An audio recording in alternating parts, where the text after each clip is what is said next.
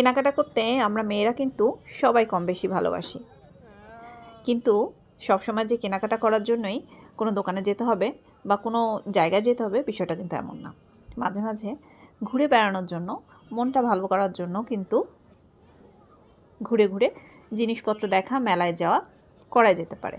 যাই হোক, এরকমই একটা মেলায় গিয়েছিলাম। কোনো কিছু কেনাকাটার উদ্দেশ্য ছিল না, শুধু ঘুরে ঘুরে দেখার জন্য আর সাথে সবার সাথে শেয়ার করার জন্য। মেলায় অনেক কিছুই ছিল, বিভিন্ন ধরনের জুয়েলারি ছিল, চুড়ি ছিল, ছিল বাচ্চাদের খেলনা, কোকারিজ আইটেম, বিভিন্ন ধরনের জামা কাপড়, সাথে ছিল হ্যান্ডিক্রাফটের জিনিসপত্র। দেখতে কিন্তু বেশ মজাই লাগছিল।